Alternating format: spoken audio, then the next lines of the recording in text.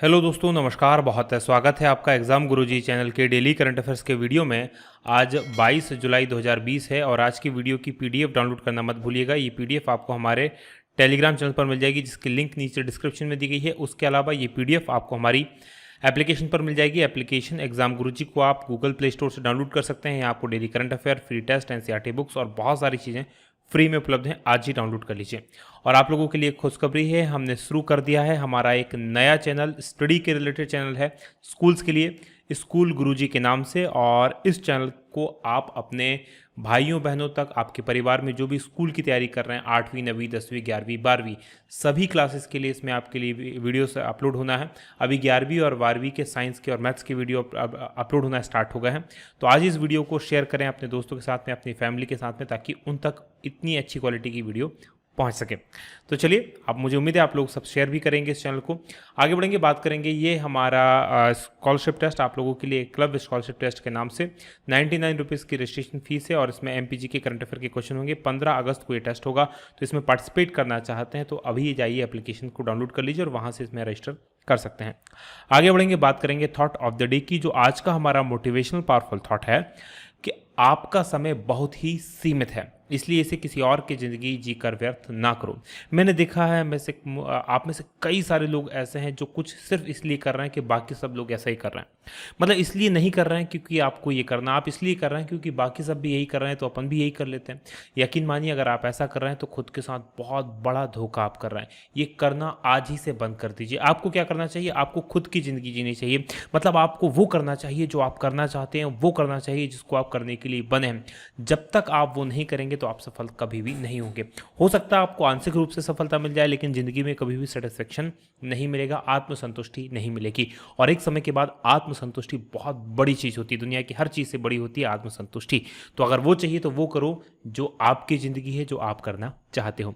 इसी थॉट के साथ आगे बढ़ेंगे, बात करेंगे क्विक रिवीजन की, कल के पढ़े गए करंट अफेयर के प्रश्नों का। पहला प्रश्न है कि कौन सा अधिनियम 20 जुलाई 2020 से लागू हो गया है, और ये उपभोक्ता संरक्षण अधिनियम 2019 है। दूसरा प्रश्न, अंतर्राष्ट्रीय शतरंज दिवस कब मनाया जाता है, तो ये 20 जुलाई को मनाया जाता है। तीसरा प्रश्न, किस अरब देश ने अपना पहला मार्स मिशन होप नाम से लॉन्च किया है, ये जापान से लॉन्च किया गया है, ये संयुक्त अरब अमीरात यानी कि यूएई ने।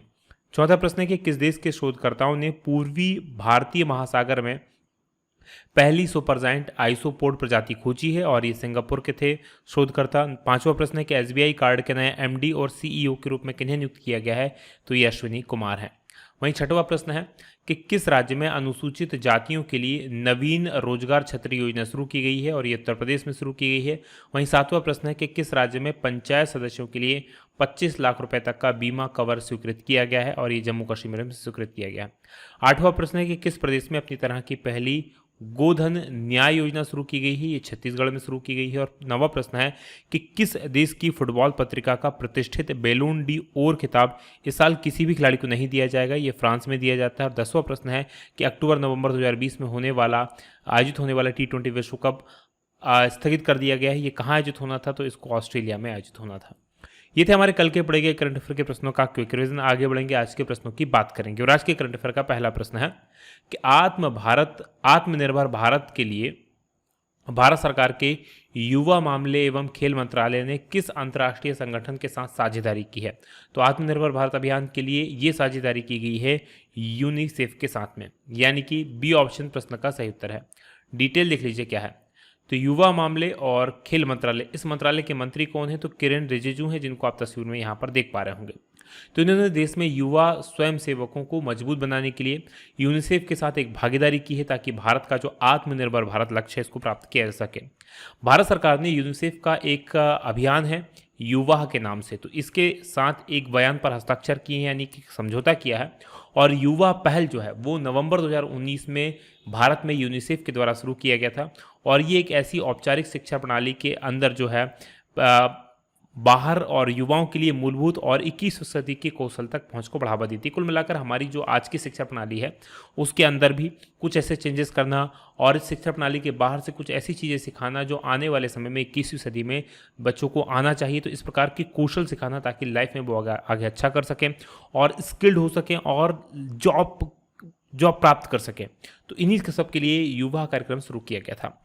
आगे बढ़ेंगे, बात आत्मनिर्भर भारत तक की शुरू करते हैं। तो इसकी जो शुरुआत हुई थी प्रधानमंत्री नरेंद्र मोदी जी के द्वारा 12 मई 2020 को की गई थी और इसके तहत करीब 20 लाख करोड़ रुपए का पैकेज की घोषणा की गई थी जो जीडीपी के 10% के बराबर है।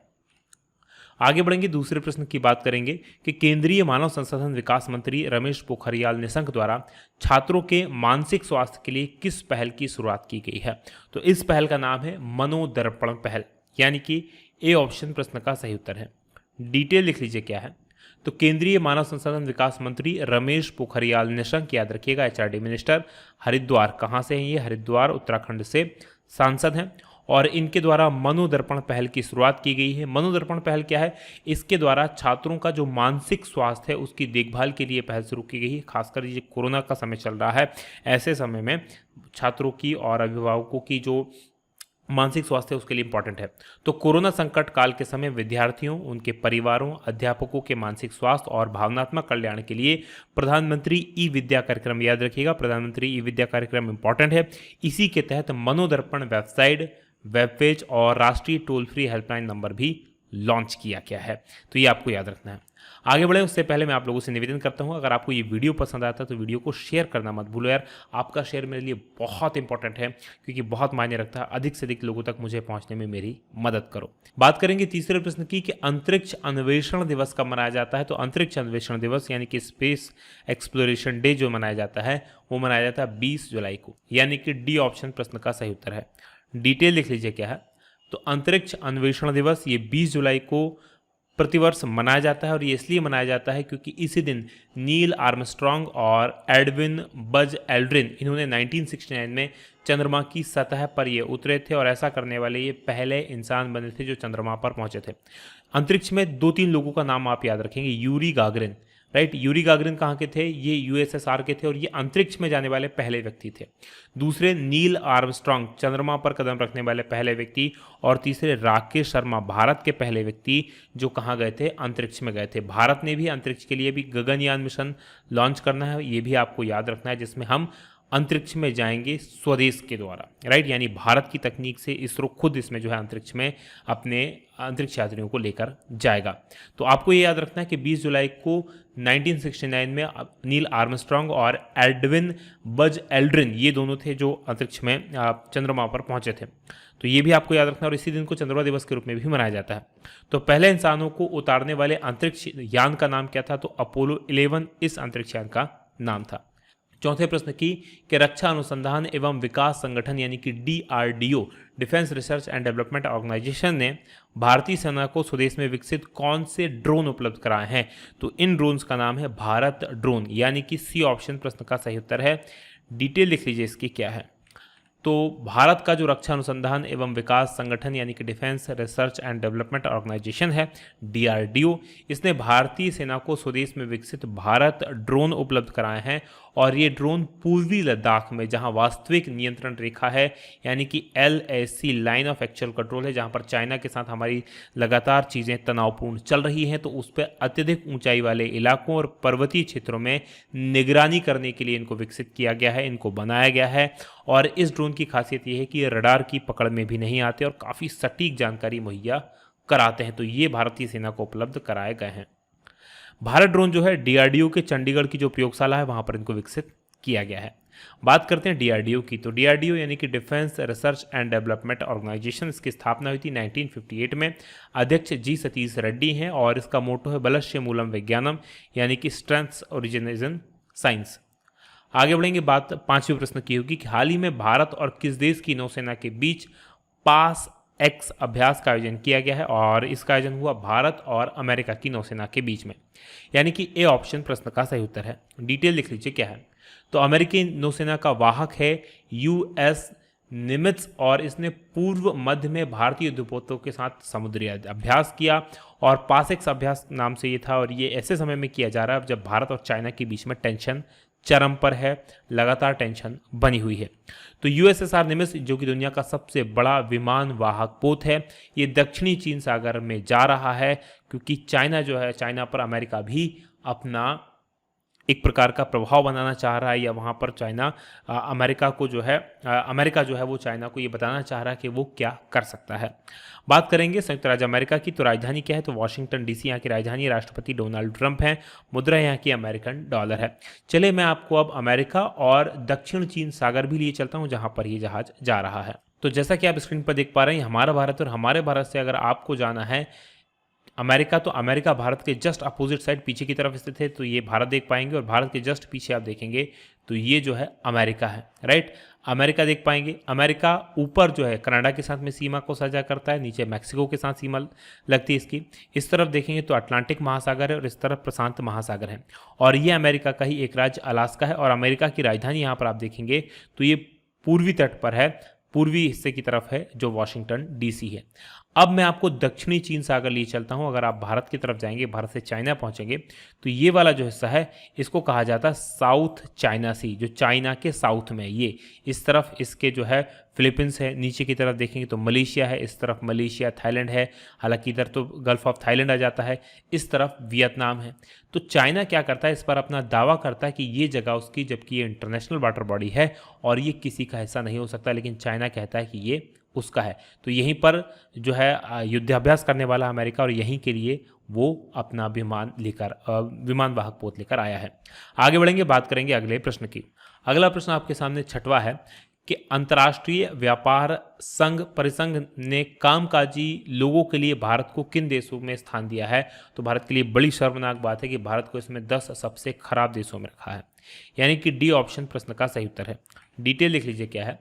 तो अंतर्राष्ट्रीय व्यापार संघ परिसंघ के द्वारा ITUC ने वैश्विक अधिकार सूचकांक के 7वें संस्करण में कामकाजी लोगों के लिए जो 10 सबसे खराब देश हैं उनमें भारत को स्थान दिया है। कौन कौन से देशों के साथ भारत को रखा गया है? जिम्बाब्वे, तुर्की, मिस्र, Philippines, Bangladesh, Colombia, Brazil, Honduras और कजाकिस्तान। इस सूचकांक की बात करें तो ये सूचकांक 144 देशों को रैंक करता है।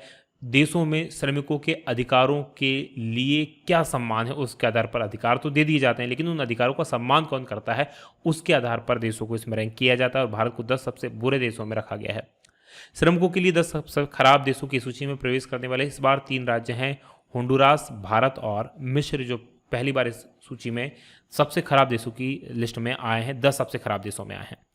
आगे बढ़ेंगे, बात करेंगे अब हम 7वें प्रश्न की कि भारत के पहले सार्वजनिक EV चार्जिंग प्लाजा का उद्घाटन कहाँ किया गया है। तो इलेक्ट्रिक व्हीकल चार्जिंग प्लाजा, इसका जो उद्घाटन किया गया है वो नई दिल्ली में किया गया है, यानी कि बी ऑप्शन प्रश्न का सही उत्तर है। डिटेल देख लीजिए क्या है। तो जो केंद्रीय विद्युत और नवीन और नवीकरणीय ऊर्जा मंत्री हैं RK सिंह, उनके द्वारा दिल्ली के चैम्स फूड क्लब में भारत के पहले सार्वजनिक EV इलेक्ट्रिक वाहन चार्जिंग प्लाजा का जो है उद्घाटन किया गया है। और सार्वजनिक EV चार्जिंग प्लाजा को भारत में मोबिलिटी यानी कि इलेक्ट्रॉनिक वाहन जो हैं उनको सर्वव्यापी बनाने के लिए, सुविधाजनक बनाने के लिए जो नई दिल्ली की नगर पालिका परिषद है NDMC और इसके सहयोग से एनर्जी एफिशिएंसी सर्विसेज लिमिटेड यानी कि EESL के द्वारा स्थापित किया गया है। इस सार्वजनिक EV चार्जिंग प्लाजा की बात करें तो 5 अलग अलग प्रकार के यहाँ पर इलेक्ट्रिक वाहन चार्जर लगाए गए हैं जो उपभोक्ताओं के लिए इलेक्ट्रिक वाहनों की जो चार्जिंग की समस्या है उसका एक समाधान देते हैं। आगे बढ़ेंगे, बात 8वें प्रश्न की होगी कि किस प्रदेश के राज्यपाल लालजी टंडन का निधन हो गया है, और ये मध्य प्रदेश के राज्यपाल थे, यानी कि सी ऑप्शन प्रश्न का सही उत्तर है।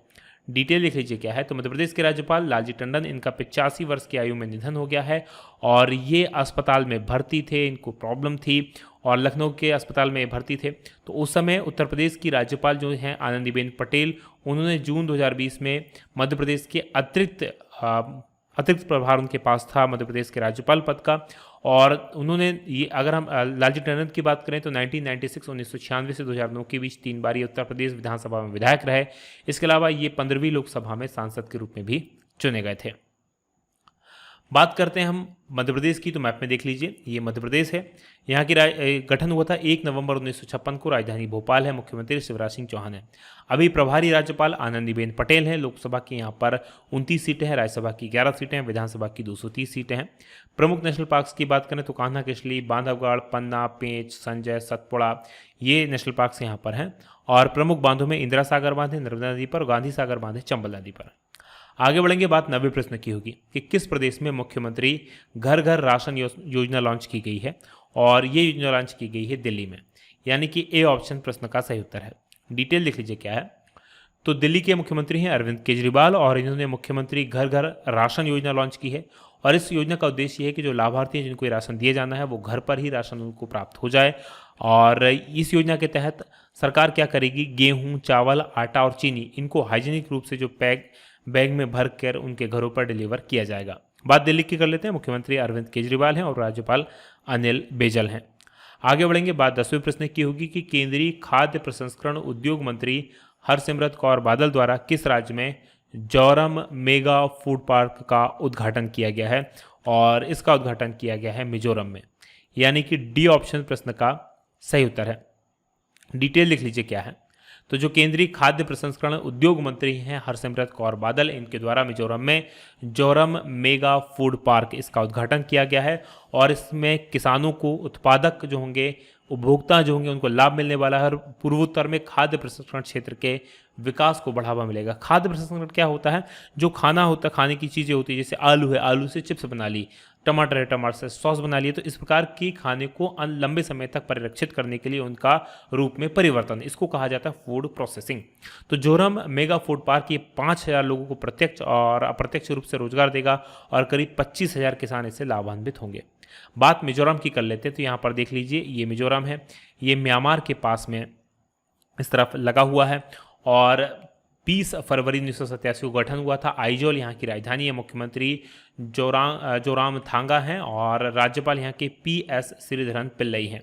लोकसभा की 1 सीट है, राज्यसभा की 1 सीट है, विधानसभा की यहाँ पर 40 सीटें हैं। प्रमुख नेशनल पार्क्स की बात करें तो मुरुलेन नेशनल पार्क यहाँ पर है, और इसके अलावा फावंगपुई ब्लू फाउंटेन नेशनल पार्क है। बात करेंगे अब हम आज के सवाल की, क्योंकि करंट अफेयर हमारा यहीं तक था। कल मैंने आपसे प्रश्न पूछा था कि रूस के राष्ट्रपति पद का चुनाव किसने जीता है, और ये चुनाव जीता है व्लादिमीर पुतिन ने। काफ़ी सारे लोगों ने इस प्रश्न का सही उत्तर दिया था। जिन लोगों ने सही उत्तर दिया उनको बहुत बधाई। अब आज के प्रश्न का उत्तर देना मत भूलिएगा। आज का हमारा करंट अफेयर का प्रश्न है कि यूनाइटेड किंगडम में FDI का दूसरा सबसे बड़ा स्रोत कौन सा देश बना है। तो यूके में दूसरा सबसे बड़ा स्रोत FDI का कौन सा देश बना है, कमेंट करके बताइएगा। काफ़ी सरल सा उत्तर है। और ये वीडियो आपको कैसा लगा बताना मत भूलिएगा। आज की बात करेंगे यहीं समाप्त। आप लोगों का बहुत बहुत धन्यवाद। जय हिंद, जय भारत।